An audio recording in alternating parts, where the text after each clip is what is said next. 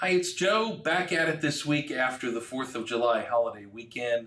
Hope you and your family had a great time, had a chance to rest and relax and recharge the batteries. So we've heard a lot lately in the news about mortgage rates, inflation, housing prices. Is there a bubble? Let's boil it down and talk about it a little bit. I've got about 5 minutes here for you to try to catch you up to date on everything. So we're going to answer today what's happening with mortgage rates. If the economy does slow down, what does that mean for real estate?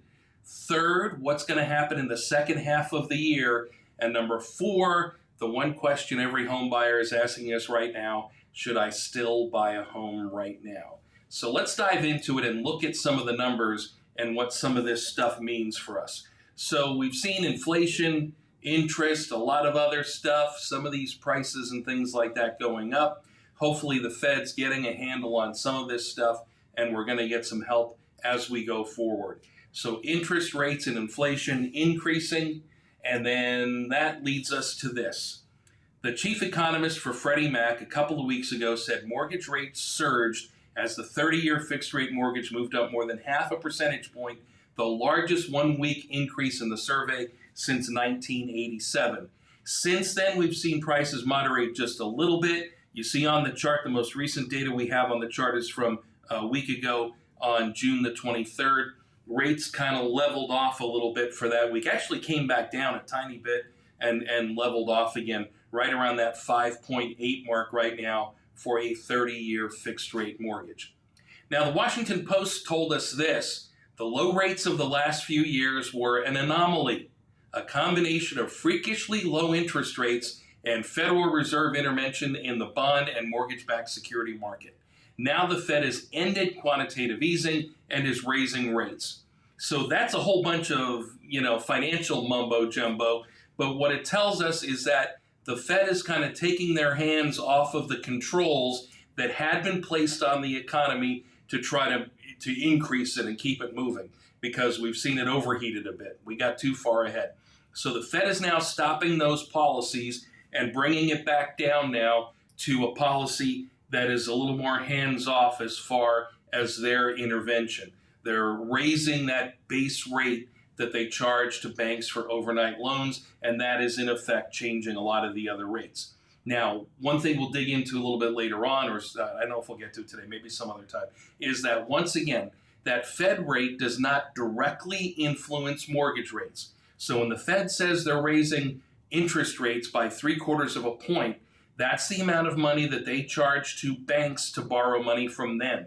That is not the mortgage rate. Those are two different things.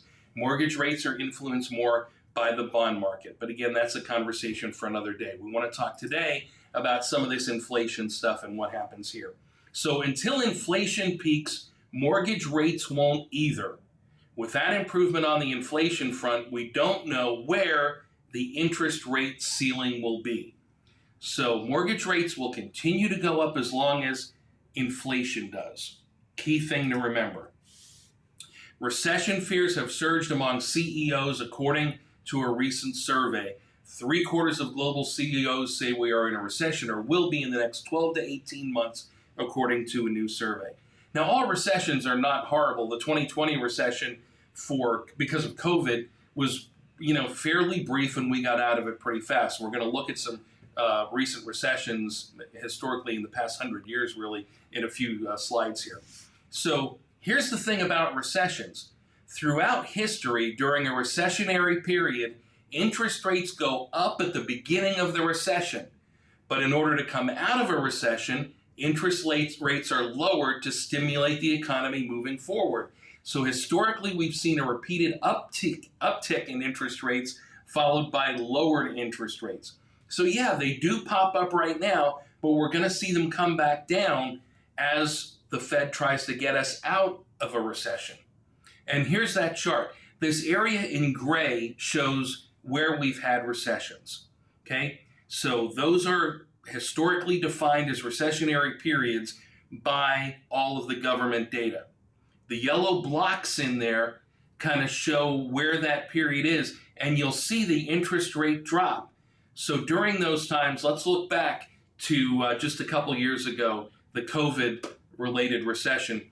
the Fed dropped interest rates, or mortgage rates, I should say, dropped from 3.75 to 2.75 during that inflation. The inflation or the recession before that in 2010, we dropped interest rates from 6% to 4.875. So are higher interest rates here to stay? This would suggest not. If we go into a recession, then we're going to have to see some easing of mortgage rates to try to get us out of that recession. Okay? So that's kind of an interesting slide for us to look at and kind of contemplate. Over the past 5 recessions, mortgage rates have fallen an average of 1.8 percentage points from the peak to the trough. In many cases, they continued to fall after the fact, as it takes some time to turn things around, even when the recession is technically over. And recessions don't equal a housing crisis. During the last 6 recessions, you see the chart here from 1980 until 2020. During those periods, the housing market actually did very well, with the exception of the 2008 recession, which was primarily caused by the mortgage market, and the 1991 recession just had a slight decrease in activity. So even though we may go into a recession, that doesn't mean that home sale prices fall apart, because as this chart shows, historically, they've gone up during a recession. So where are we going to end up with 2022? According to Showing Time, this is a company that provides data through some services that we use in the real estate industry. Showings have skyrocketed over the last 2 years. Look at the chart. Look at all of that activity compared to the previous several years during the pandemic. I think you can see that on the cursor. Okay? Existing home sales. Last year was 6.12 million homes sold. The year before, 5.6. This year, you'll hear it's going to fall. As of right now, it looks like home sales will be 5.4 million. Yes, that will be a fall compared to a year ago, but it's still more than we had in 2018 or 2019. You know, it's pretty close there, but we're not going to see a drop off the cliff in home sales here because of any recession or inflation.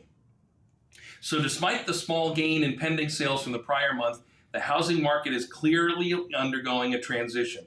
Contract signings are down sizably from a year ago because of much higher mortgage rates. And that's the chief economist of NAR, Lawrence Yun, sharing that with us. So what's the home sale forecast for this year? These 4 organizations all have a different idea. Fannie Mae says they expect 6 million, NAR 6.3, Freddie Mac 6.7. Where will we end up? I'll tell you in December. But the question is, should you buy a home right now? The national and local headlines are going to give you all the latest kind of, sky is falling or things are unbelievably great dynamic. You got to go a little bit beyond what those headlines say. 2 terms which often confuse people. I'm going to pop in for this one, okay? Because we have to make this one really, really come through here. So decelerating home prices do not mean depreciating home prices. 2 different terms that kind of sound the same. So by decelerating, we mean that prices in the last year have gone up 9-10% over a year ago. That's not going to continue. We do expect them to continue to go up 4, 5, 6%.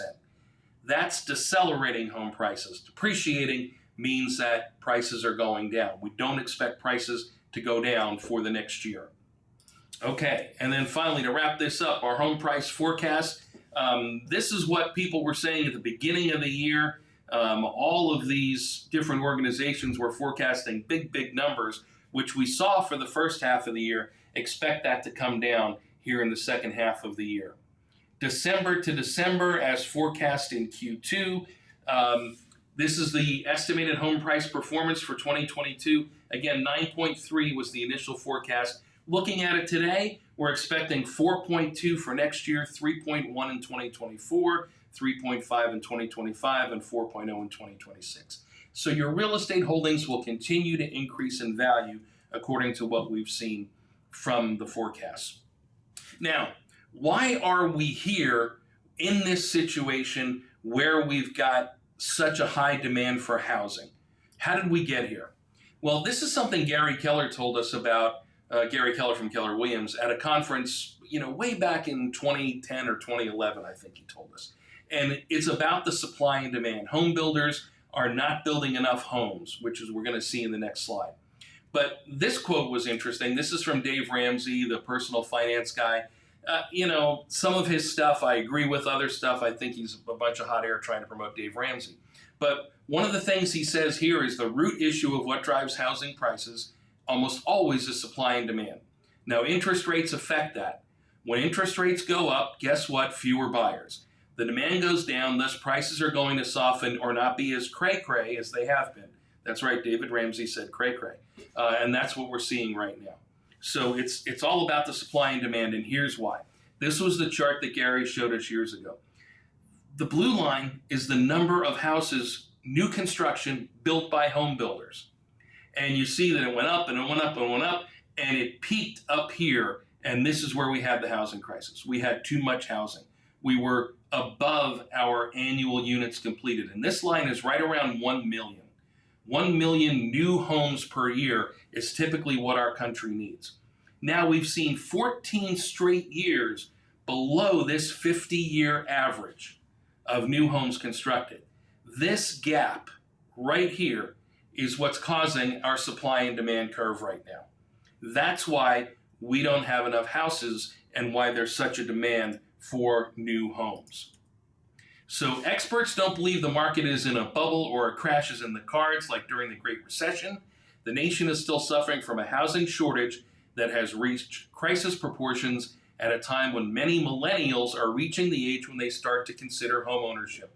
And that's likely to keep prices high. So let's recap. No one can predict the future with mortgage rates, but the last few years have been exceptionally and historically low. An economic slowdown would likely bring down mortgage rates, lowering the cost to finance, and demand and sales are headed back to pre-pandemic levels. And that's good. Experts project 9% appreciation this year and more normal appreciation in the future. So I think I took longer than 5 minutes. Where's my clock here? Do I have a time? Yeah, I'm up to 12. I've never been very good at keeping it brief. But we packed a lot in there. So that's kind of what's going on right now in our industry. I wanted to keep you up to date. I want you to hear it from me and hear the facts on what's going on and how it's going to affect our home market here in the Lehigh Valley. So if you have any questions about your home, whether it's the right time for you to buy or sell or invest in real estate, we work with a lot of investors as well. It's a great way to build money in your portfolio, especially when the stock market's so crazy. Reach out to me, 610-442-0150. I have a slide for that here somewhere. Here we go. You can reach me at joe@devinjoe.com or at 610-442-0150. I'm Joe Corcoran. Thanks so much for joining me for this recap, and always reach out if you have any questions. Have a great day.